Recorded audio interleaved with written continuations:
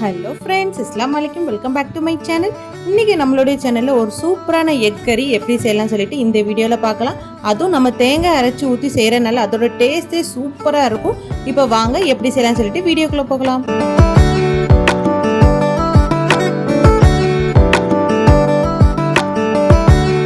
அதுக்கு ஃபஸ்ட்டு நம்ம மசாலா ரெடி பண்ணி எடுத்துடலாம். அதுக்கு ஒரு சின்ன மிக்ஸி ஜாரில் 1 கப் அளவு துருண தேங்காய் சேர்த்துக்கோங்க.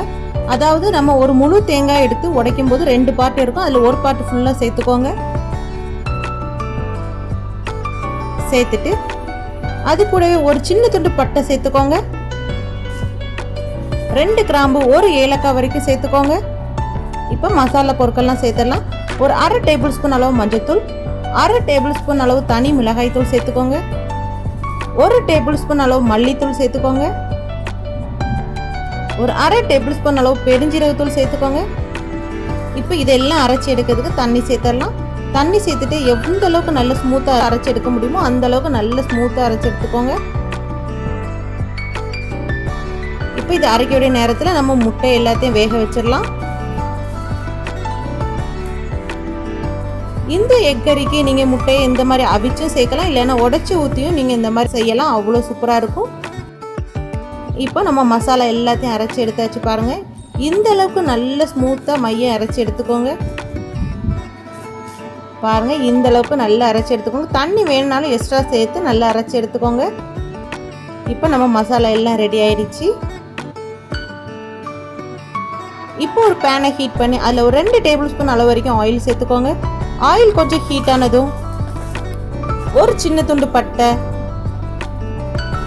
2 கிராம்பு, 2 ஏலக்காய், ஒரு பிரியாணி இலை கூட சேர்த்துக்கோங்க. சேர்த்துட்டு இதெல்லாம் லைட்டாக பொரிஞ்சு வந்ததும் நம்ம வெங்காயத்தை சேர்த்துடலாம். நான் ஒரு பெரிய சைஸ் வெங்காயத்தை இந்த மாதிரி சின்ன சின்னதாக கட் பண்ணி வச்சுருக்கேன், அதை சேர்த்துடலாம். சேர்த்துட்டு நல்லா வசக்கி விட்டுக்கோங்க. வெங்காயம் நல்லா வசங்கி வரட்டு. ஒரு மீடியம் சைஸ் வெங்காயமாக இருந்தால் 2 வரைக்கும் சேர்த்துக்கோங்க. சேர்த்துட்டு நல்லா வசக்கி விட்டுக்கோங்க. இது வரைக்கும் என்னுடைய சேனலை நீங்கள் சப்ஸ்கிரைப் பண்ணலன்னா கண்டிப்பாக சப்ஸ்கிரைப் பண்ணிக்கோங்க. அப்படி கூட இருக்க பெல் ஐக்கானை கிளிக் பண்ணிக்கோங்க. அப்போ தான் நான் போடுற வீடியோவில் உங்களுக்கு நோட்டிஃபிகேஷனாக வரும். இப்போ இந்த ரெசிபிக்கு தேவையான அளவு உப்பு சேர்த்துடலாம். நான் ஒரு 3/4 டேபிள் ஸ்பூன் அளவு வரைக்கும் உப்பு சேர்த்துக்கிறேன். 1 டேபிள் ஸ்பூன் அளவு வரைக்கும் இஞ்சி பூண்டு விழுது சேர்த்துக்கோங்க. ஒரு 3 மீடியம் சைஸில் உள்ள பச்சை மிளகு சேர்த்துக்கோங்க. சேர்த்துட்டு நல்லா வசக்கி விட்டுக்கோங்க. இஞ்சி பூண்டோட பச்சை வாசனை போகட்டு, வெங்காயமும் நல்லா வசங்கி வரட்டு. நல்லா வசக்கி விட்டுக்கோங்க. இப்போ வெங்காயம் எல்லாம் கலர் சேஞ்ச் ஆகி நல்லா வசங்கிருச்சு பாருங்கள். இந்த டைமில் நம்ம தக்காளி சேர்த்துடலாம். நான் ஒரு மீடியம் சைஸ் தக்காளியை சின்ன சின்னதாக நறுக்கி வச்சுருக்கேன், அதை சேர்த்துடலாம். சேர்த்துட்டு நல்லா வசக்கி விட்டுக்கோங்க. தக்காளி நல்லா வசங்கி மசிஞ்சு வரட்டு. நல்லா வசக்கி விட்டுக்கோங்க. இப்போ தக்காளியும் நல்லா வசங்கிருச்சு பாருங்கள். இப்போ இந்த டைமில் நம்ம அரைச்சி வச்ச மசாலாவை சேர்த்துடலாம். பாருங்கள், நம்ம ஃபஸ்ட்டு அரைச்சி வச்ச மசாலாவை இப்படி சேர்த்துடலாம்.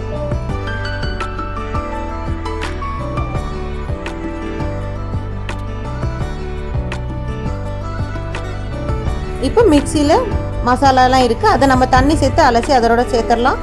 இப்போ சேர்த்த மசாலாவை நல்லா மிக்ஸ் பண்ணி விட்டுக்கோங்க. மசாலாவோட பச்சை வாசனை போகிற வரைக்கும் நல்லா மிக்ஸ் பண்ணி விட்டுக்கோங்க. இப்போ இதில் தண்ணி சேர்த்துடலாம். மிக்சியில் ஏற்கனவே மசாலா இருந்து அதனால அதில் தண்ணி சேர்த்து அலசி அதோட சேர்த்துருங்க. சேர்த்துட்டு நல்லா மிக்ஸ் பண்ணி விட்டுக்கோங்க.